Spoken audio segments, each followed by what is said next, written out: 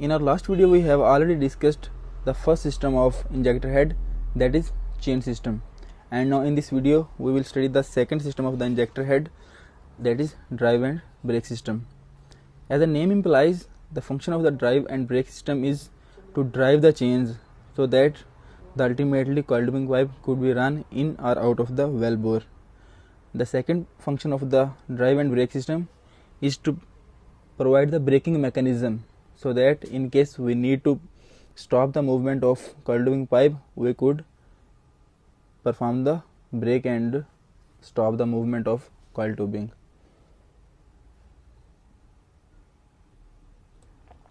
So basically we will see that what are those components which are involved in the movement of these chains. So let's see.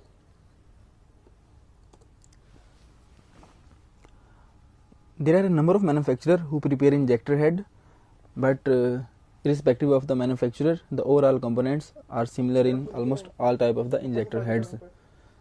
The famous manufacturer include HPT, Hydraulic and NOV. By timing we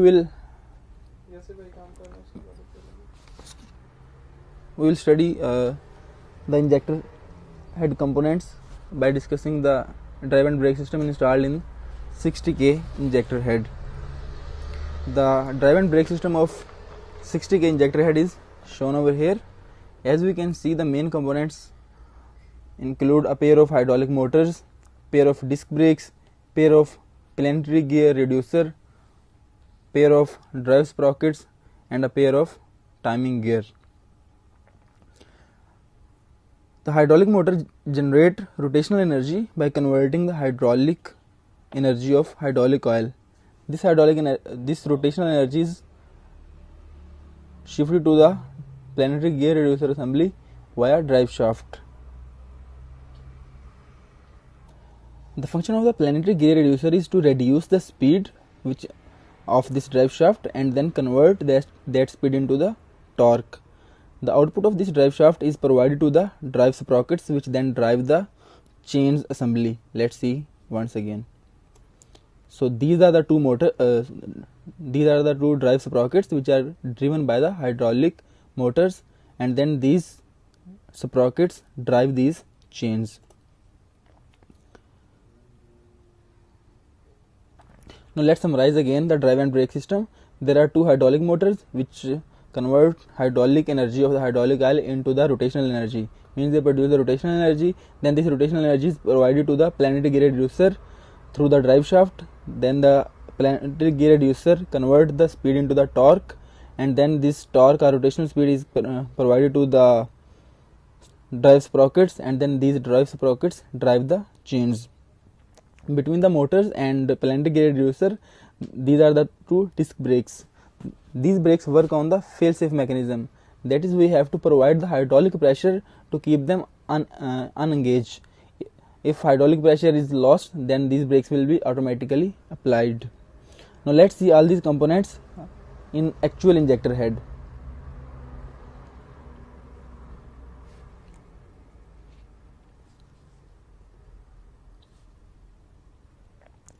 Now here we can see this is the view of the motor, hydraulic motor, which we have just seen.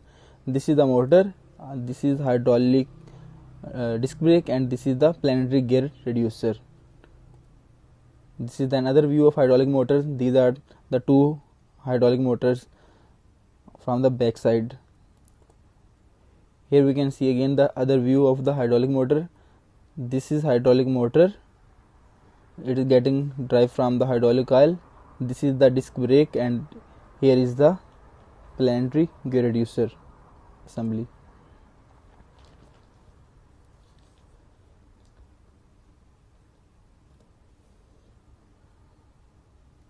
The final and last component of drive and brake system is the timing gear, which is installed in the 60K injector head. Timing gear is used to synchronize the motion of two chains so that their speed remains same. As we can see that these are interlinked. If one timing gear stops, the motion of other will keep the movement of the other as well. So in case one hydraulic motor fails, this timing gear will keep the other chain also in movement. So timing gear can also be used as a backup in case one hydraulic motor fails. That's all in 60K injector head. So if you have any question, you can ask me in the comment section. So thank you very much. Allah Hafiz.